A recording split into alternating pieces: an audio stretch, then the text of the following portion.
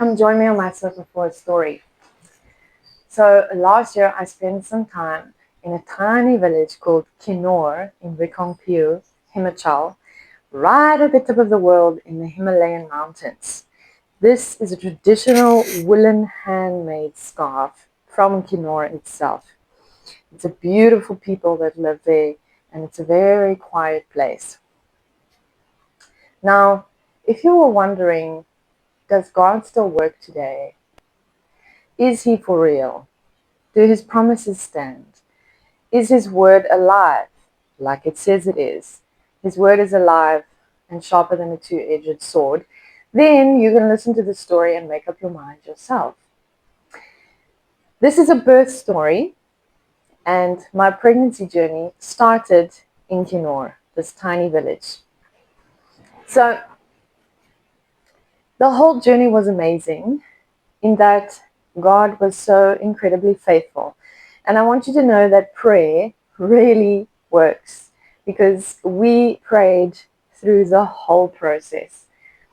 And he was so faithful. In the middle of a tiny village where there was only a government hospital and very, very limited services and even less resources. And me coming from South Africa, a little South African girl, trying to find medication or go through the process of the pregnancy journey in a place where nobody speaks English, having to try and pick up a little bit of Hindi to speak, but also having all the pharmacies and the hospitals operate in Hindi was very, very challenging. But I want to say that all along, God's still small voice was with me. Okay. So we have a spirit inside of us. And when we get born again, his spirit comes to live inside of our spirit. And he speaks to us. He does. He speaks in many different ways through the word, through other people, through pictures. There's many different ways that he speaks. But he often speaks in that still small voice, that knowing inside that you have, if you are in a relationship with him. So it is possible to have a relationship with the one true God, okay? And he will be with you side by side and hold your hand through everything. And that's what he did for us. This pregnancy was a miracle from the start. A couple of years ago, I was diagnosed with fibroids and PCOS and cysts, which were very painful and destructive, brought me to my knees many times, and often caused irregular female processes. I'm not going to go into detail, but it was not fun having this irregular hormonal imbalance in my system, okay? And I was on the contraceptive pill for that to try and balance my hormones. But still, there was a time where the bleeding was very intense, okay? And it sucks all your energy, and it's kind of like a curse. So I had my brother and sister pray for me one night, and they were standing in faith that I would get married and one day be able to have children besides this condition that I had. Okay. So then in 2024, God spoke to me one morning in a peaceful time of quiet time on a Saturday morning. He came in and said, "Come, I want to speak to you." And he gave me two very specific scriptures. The first one was where God speaks to Sarah, who is very old at that time, and he says to her, "A year from now, you're going to have a son." And she laughs, "Ha ha ha ha! Of course, how could this be possible?" And it happens to her. And so she has this promised child. And then the other scripture was exactly the same, which I'd never read before. And God brought these two scriptures together for me. Elijah the prophet is traveling and comes across this Shunammite woman's house, and she takes him in and lets him stay on her roof because he was tired and he needed rest. And to thank her, he says, "Is there anything I can do for you?" And she says, well, he offered some to speak to a leader in the community, and she said, "No, I don't need that, but I don't have any children yet." And he said, "A year from now, you're going to have a son." And I took that word because God said to me, it's time to take a step of faith now, rise up and take hold of a new hope. Take hold of faith and believe what I'm telling you, because I will share with you in another video my whole single journey, which was a long time. So let's just say I prayed and trusted for my husband for about 15 years. Okay. I'll share that testimony in another video. So,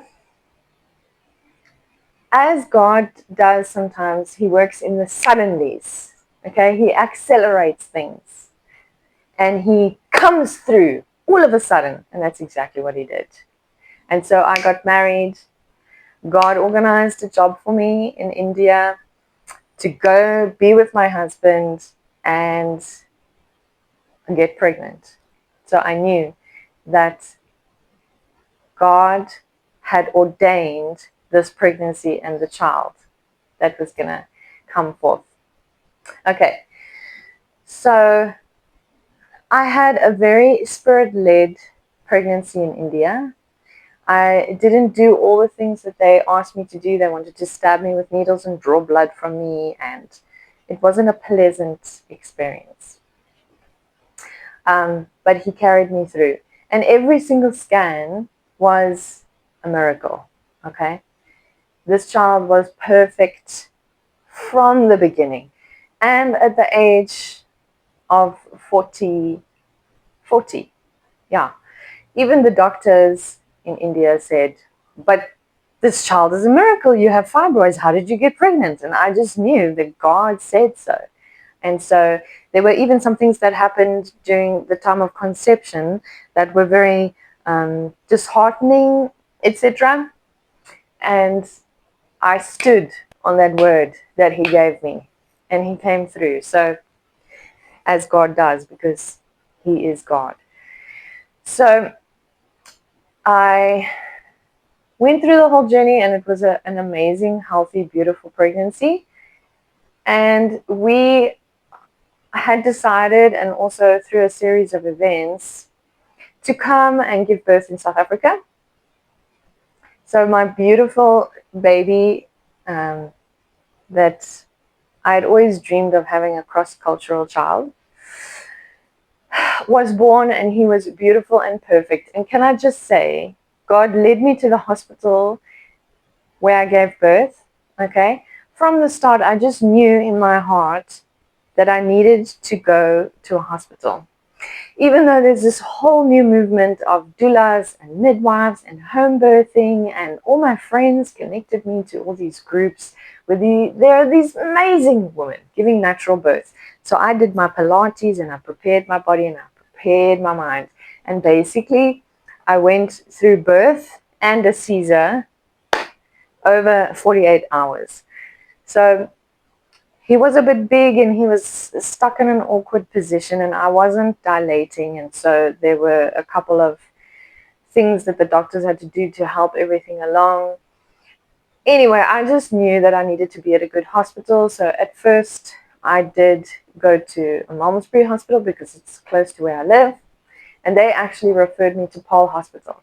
And can I just say, I did not know that such wonderful people that are called by God, full of mercy and love and just care, were there for me. There were even breastfeeding consultants and doulas there available to be at your side, along with midwives, to go through the whole process with you. I had no idea. The only things that I had heard were horror stories about government hospitals. And somehow God led me specifically to this beautiful hospital where I know there are a lot of other called people.